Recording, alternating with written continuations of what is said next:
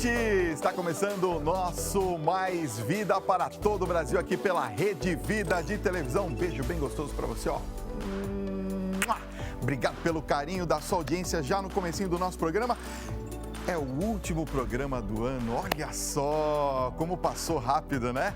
Que prazer foi passar esse ano de 2019 com você aqui junto com a gente. Obrigado pelo carinho sempre que você tem aqui com a programação da Rede Vida e com o nosso programa em especial. Eu estou aqui representando a Dani, toda a equipe do Mais Vida, com o coração assim cheio de amor para dizer para você aí de casa, muito obrigado. Obrigado por tudo, pela companhia, pelo carinho da participação no nosso WhatsApp do programa, pelas mensagens nas redes sociais.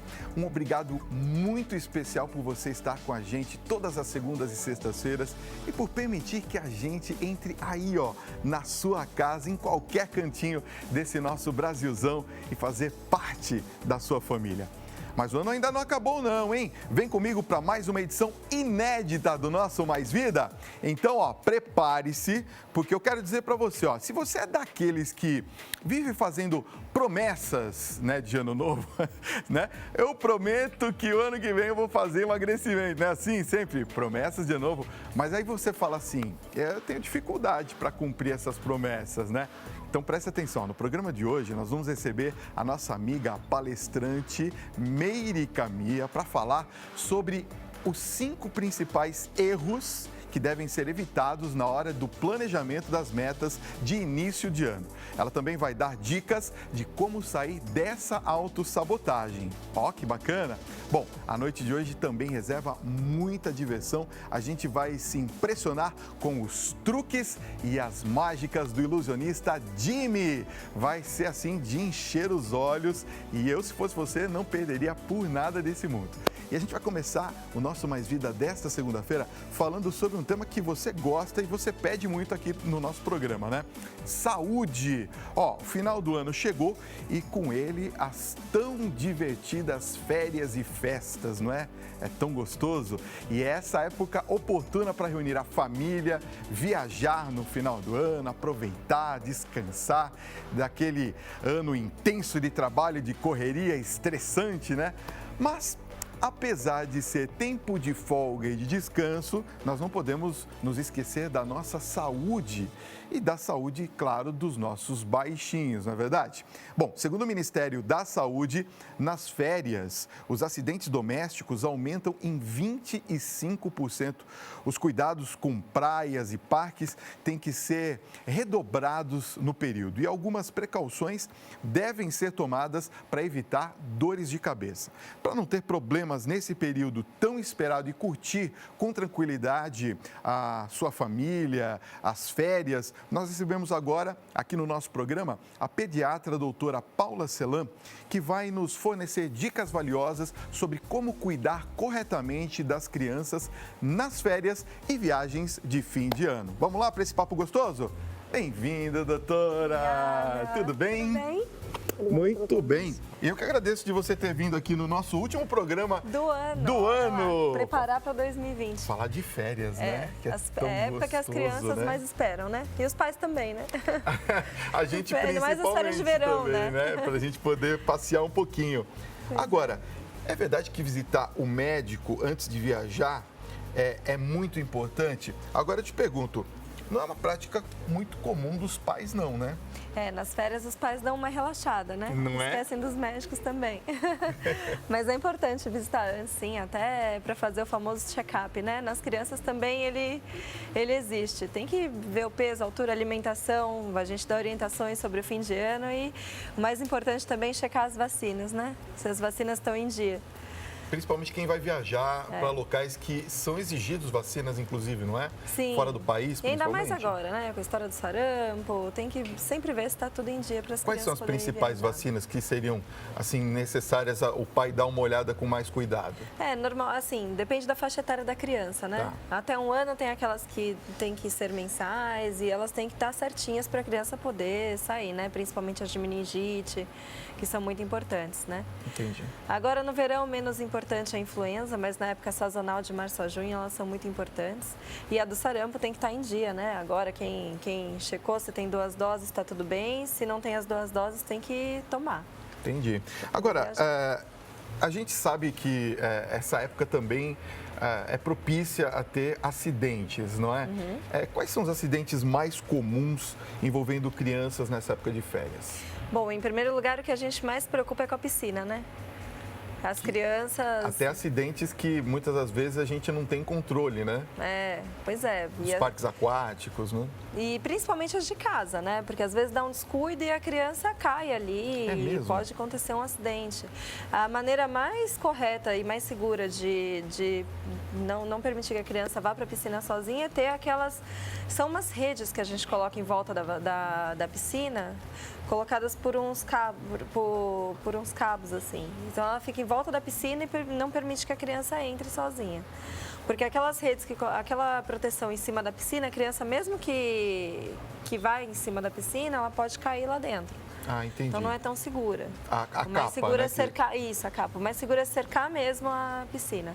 Então, são umas cerquinhas que você compra e coloca elas isolando a área da piscina. Isso, ela vai chumbada mesmo no chão, tudo em volta, e elas cercam a piscina impedindo que a criança vá, né? Entendi. Crianças maiores que sabem nadar, assim, maiores, a gente fala maiores de 10 anos mesmo, né? Já não correm tanto perigo, mas as pequenas é sempre um risco, né? Entendi. Fora a piscina, tem mais alguma que a senhora gostaria de destacar? Não? Fora a piscina, o que a gente sempre pede para tomar cuidado é água quente do fogão, né? Sempre que for fazer alguma coisa no fogão, usar as bocas traseiras, não usar as bocas da frente.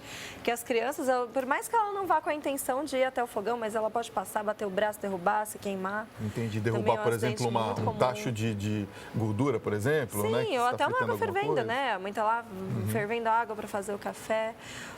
Outra coisa muito importante que a gente não dá muita atenção é o acidente com tanque. Os tanques, hoje em dia, eles são até que bem chumbados na parede, mas algumas casas mais antigas, muitas vezes o tanque não é chumbado mesmo, é só parafusado. Tá. E a criança pode se pendurar no tanque e o tanque virar em cima dela. E aí acaba dando um trauma abdominal bem importante, muito ela grave. Ela apoia e puxa o tanque, é isso? O tanque, com o peso da criança, né? A criança se apoia no tanque às vezes, porque a criança quer se pendurar em tudo, né? É normal.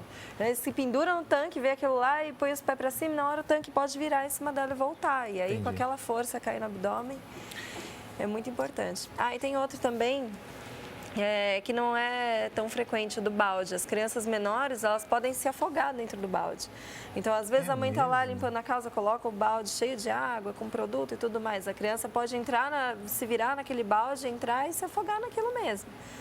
Eu já vi, já aconteceu. Que coisa! É menos frequente que o tanque, que a água fervendo, mas existe, tem que tomar cuidado. Principalmente crianças pequenas, né? Quer dizer, a criança, ela debruça, ela se põe para dentro de cabeça. Isso, de cabeça, ela pode entrar no balde. Às vezes, se você demorar para ver, a criança pode se afogar ali mesmo, né? Que loucura isso, eu não sabia não. Agora, vamos falar um pouquinho sobre os kits de viagem, porque eu tenho, a minha irmã também, a Tata, um beijo para a Tata, ela tem esse costume e aí passou para todos nós irmãos também, né? De fazer um kit para levar nas viagens, né? De remédios, gás, enfim, uma série de coisas. Explica pra gente a importância desses kits e o que a gente poderia preparar para levar, que é mais importante ou imprescindível para as crianças. Bom, inicialmente remédio para febre, porque criança pode ser acometida por vírus a qualquer momento, ter uma febrinha e aí você já está munido, né? Outra infecção muito comum nas férias são as diarreias, né? Diarreia e vômito, né?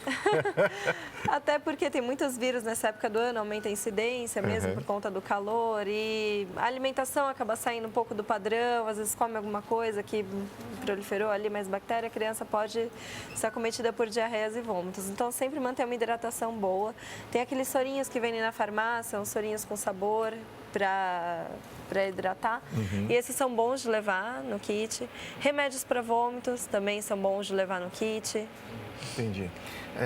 Sabe o que eu queria perguntar? Eu já vi, por exemplo, existem alguns, eu vou falar band-aids, né? Aqueles que são coloridos. E Sim, sim. Esses daí servem também, né, para a gente levar, até para distrair um pouco a criança, não achar, às vezes, que uma batida, alguma coisa é algo muito grave. Quando a gente identifica que não é, Sim. a gente fazer daquilo também um momento até para os mais arranhões, tranquilo. Né, a criança cai, ali tudo bem, pode levar o band-aid para... Não tem problema. Para tapar, não tem problema.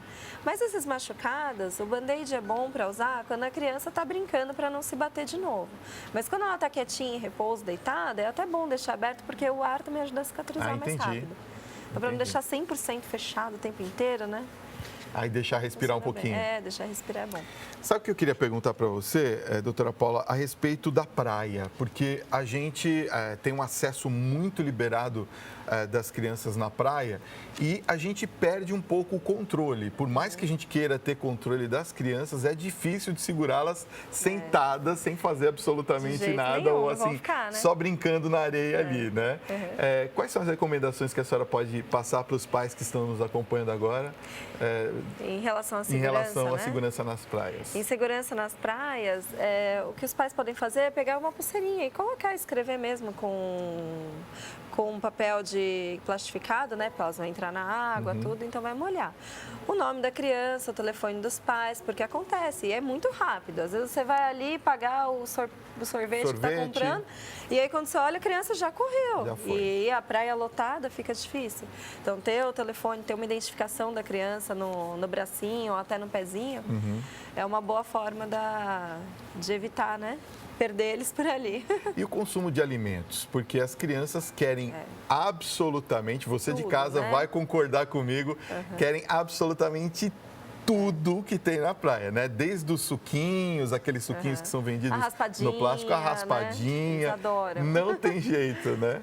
Isso também é muito importante. Bom, a alimentação é muito importante agora no verão, né? Manter a alimentação das crianças um pouco linear, né? Porque a gente acaba optando mais por tranqueira nas férias. Mas, enfim, na praia, ao invés de comprar essas comidas que são de barraquinhas, que a gente não sabe idealmente a conservação, escolher água de coco, os picolés. A gente pode levar também, né? Colocar ali na térmica, frutas de preferência picada, porque também na hora é difícil acabar picando, mas pode levar fruta picadinha, que também refresca, tem uma quantidade de açúcar bom para dar energia para a criança poder brincar. E preferir os alimentos que não sejam das barraquinhas da praia, né, que sejam de restaurantes mesmo, e de preferência mais frescos, evitar fritura. Dá bastante água mesmo, evitar também os sucos de caixinha, que tem uma concentração de açúcar muito grande. Isso é importante falar, né? Porque às vezes as crianças gostam mais desses suquinhos de caixinha do que você colocar, por exemplo, o suco numa garrafinha e levar. Elas não gostam, elas querem, até por conta da brincadeira, de abrir a caixinha e tomar, não é? Pois é, mas tem água de coco na praia vendendo também. A água de coco é super natural, não tem problema nenhum. Até que se for lá do moço está passando vendendo, não há problema, né? Entendi. Mas hoje em dia tem que tomar muito cuidado, porque nessa época do ano as bactérias proliferam mesmo, porque os alimentos não ficam conservados de uma maneira adequada e podem proliferar as bactérias e causar uma diarreia, uma infecção gastrointestinal, né? Entendi. É isso que a gente tem que evitar. E manter a hidratação. Sempre bastante água, líquido para a criança, água, pelo menos 2 litros. E o protetor solar, né? Por conta do sol, é verdade, exaustivo, a gente acaba que elas esquecendo. vão ficar. De quanto em quanto tempo a gente precisa reaplicar o protetor solar? O protetor solar, assim, a cada 2 horas o ideal é reaplicar. Claro que se a criança entrou na água, ficou ali, viu que saiu, na hora que sair da água, reaplica de novo. Entendi. Sempre ter esse cuidado com relação à reaplicação, né? Que a gente acaba esquecendo. Passou tudo em casa, beleza, está protegido. Não é isso, né? Não, tem que continuar reaplicando e eles fazem insolação mesmo, a pele deles é mais fina, mais sensível, principalmente os menores de 5 anos, e é bem perigoso. Usar as roupas de proteção também. Existem umas roupinhas que a gente coloca de manga comprida e essas roupas já têm um fator de proteção, em média 50, 60. Mesmo assim, por baixo da roupa, usar o protetor, mas se tiver com roupinha, não precisa ficar tirando para reaplicar toda hora, mas nas áreas que estão à mostra, reaplicar sempre o rostinho, de preferência usar boné. E olha, eu queria falar uma coisa sobre a questão das férias, que é esse verão brasileiro, né? Nós estamos, assim, com temperaturas elevadíssimas, né, nesse verão brasileiro. Você falou bastante sobre a questão dos líquidos, né? Como que a gente faz, por exemplo, para a criança ingerir mais líquidos? Porque nem sempre ela quer a água, ela sempre quer outro tipo de líquido. De repente, sucos. Qual é o mais indicado para que eu mantenha a hidratação das crianças e, ao mesmo tempo, que ela possa se divertir e gostar do líquido? Então, a gente pode colocar as águas saborizadas, que hoje em dia é muito usado, né? Colocar morango, uva, uma folhinha Dentro da água, é isso? Isso, dentro da água, para ficar uma água saborizada, colocar um gelinho. Eu gosto também de orientar as mães a tentar fazer um picolé de frutas caseiro para as crianças, porque também é uma maneira de ingerir fruta, ingerir líquido e refrescar. Então, a mãe pode congelar, por exemplo, o morango e a banana. A banana é muito boa porque a banana ajuda a dar liga. Então, congela em pedacinho e aí, na hora de fazer o picolé, ela bate assim no liquidificador, pode até colocar um pouquinho de iogurte. E aquilo fica cremoso, bem cremoso. As crianças adoram. E aí, é refrescante também é bom, né? Porque a fruta é natural. Iogurte é tudo de bom também, Iogurte né? natural, tudo de bom. Pode ser assim, 2 colherzinhas só junto com a fruta, para bater tudo e dar uma liga e ficar bem cremoso. E com qualquer fruta elas podem fazer. Manga, O que a criança gostar. O que a criança gostar, não tem problema nenhum. Entendi. Vamos falar de outro problema, assim, característico dessa época, porque a gente vai para as praias, vocês que estão me acompanhando sabem o que é, não é fácil, é mosquito para todo lado, né? E a gente está numa época em que nós tivemos aí problemas, né? Dengue, zika, febre amarela, chikungunya. Agora, para evitar esse contágio, não é? É importante a gente usar repelentes, né? Além daqueles que a gente coloca na tomadinha, aqueles outros mais, mas principalmente a gente acaba utilizando os repelentes. Quais são os recomendados para as crianças? Existe algum tipo de repelente específico para crianças? Então, varia com a idade também. Até os 6 meses a criança não pode usar repelente. Então, aí, o ideal nenhum tipo. A pele é muito sensível, eles podem criar alguma alergia, enfim, eles não podem usar até 6 meses. Tá. Aí, para essas crianças, na hora de dormir, colocar mosquiteiro, evitar, tentar, os da tomada não tem problema, pode colocar os da tomada por ela. Tem alguns até agora que são portáteis, são pequenininhos. Eles emitem, na verdade, um som para repelir o mosquito, não é o cheiro igual os da tomada. Tá. Então, esse que emite o som pode ficar até dentro do carrinho, dentro do bercinho da criança. A essas crianças a gente não vai ter o repelente para passar, mas a partir de 6 meses, os repelentes à base de icaridina são liberados, eles são muito bons e a gente pode aplicar eles durante 12 horas, então pode aplicar até 2 vezes ao dia. Evitar a mãozinha da criança, porque a criança pode colocar a mão na boca e aí ficar com aquele gosto repelente, o pezinho também, na pontinha dos dedos, a criança, quando é pequenininha, né? Põe a mão Isso, no a criança pé, de né? 6 meses a 1 ano, até 1 ano e meio, pode colocar o pezinho na boca, depois de 1 ano e meio já não faz mais, né? Aí não tem problema, pode passar, mas antes dessa idade evitar. E até 2 vezes ao dia pode passar esses repelentes no corpinho da criança. Se for usar junto com o protetor, passa primeiro o protetor, depois o repelente. E agora, nas casas, né? A gente sabe que muitas das vezes tem uns criadouros que a gente acaba nem percebendo, vasos que ficam lá e tudo mais. A gente pode utilizar esses elementos para retirar esses criadouros ou existe alguma restrição, por exemplo, para algum tipo de produto que as crianças não podem ter contato? Não, sempre verificar, né? Tirar a água acumulada ali, tudo, para evitar mesmo a dengue, chikungunya, esses mosquitos se proliferam Vou dar um naquela exemplo. água parada. Às vezes as pessoas vão lá na casa de ano em ano, né? Na praia. E aí quando chega lá, resolve lavar de cloro tudo. Quer dizer, aí o cloro também tem o cheiro é muito forte. Esses produtos têm que ser evitados, né, doutor? Para criança, o ideal são os produtos com cheiro fraco, ou até evitar esse tipo de coisa. Pode até lavar com álcool, pode usar o cloro, mas em quantidade adequada, diluída na água, não jogar o cloro puro, porque a criança pode pisar ali e machucar o pezinho, queima o pezinho, né? Vamos falar de outra situação. Estou aproveitando tudo aqui, né? Isso mesmo. Outra situação interessante que também a gente identifica nessas férias são as bicicletas, skates, patins, não é? Eu queria que você falasse um pouquinho sobre a questão dos perigos, né? De lesões, né? E também a importância de a gente utilizar os equipamentos de segurança, porque a gente acha que está na praia, não vai acontecer absolutamente nada. E que a criança não precisa usar capacete, nem a joelheira, né? Cotoveleira, nada. Deixa brincar, né? Quando eu era pequeno, né, não existia tanta segurança assim. A gente batia a cabeça, ficava lá com o galo na cabeça. Mas hoje em dia a gente tem que ter mais cuidado, né? E tem bastante coisa hoje em dia, né? Os itens de segurança melhoraram muito nos últimos anos, né? Ninguém vai proibir a criança de andar de skate, patinete, patins. Hoje em dia tem um monte de coisa, né? É verdade. Tem aqueles elétricos que a criança fica em cima, com o pezinho, a bicicleta. Mas o ideal são os itens de segurança mesmo. E também não é só o trauma da cabeça. A criança, o ideal é usar tanto para o patins, para o patinete. O patinete tem 2 rodinhas ali na frente, tem uma rodinha atrás, né? E tem os que tem uma rodinha na frente e uma rodinha atrás, que é mais difícil da criança se equilibrar ali em cima. De todo jeito pode acontecer acidente, até com os que tem 2 rodinhas na frente ou as bicicletas que tem aquelas rodinhas atrás ainda. Então o mais importante é proteger mesmo a cabeça, o trauma vai ser pior. O cotovelo, o joelho, vai acontecer um arranhão, tudo, mas a cabeça é o mais importante. Então o importante é o capacete, né? E ajudar bastante, né?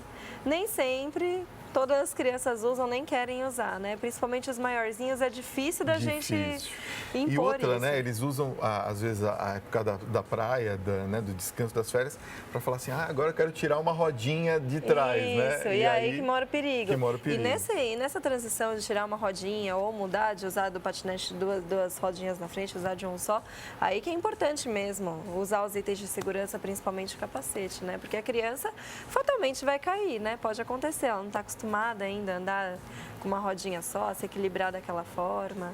E não é só a cabeça, porque a bicicleta também tem um perigo. A criança pode cair, aquele guidão pegar no abdômen, fazer algum trauma, alguma coisa. Então, de todo jeito, ainda que a gente proteja só a cabeça ou só o joelho, tem sempre os outros perigos que podem acontecer, né? Entendi. Também é evidente que as pessoas que vão fazer esse tipo de prática, é bom sempre ter uma supervisão de um adulto. É importante falar isso, né? Com certeza. Não deixar a criança lá sozinha com bicicleta, patinete, skate, enfim. Deixa ela brincando lá, depois... Não, ter a supervisão de um adulto é importante, né, doutora? Com certeza, muito importante. Inclusive, se for aquelas bicicletas que o pai anda junto, né?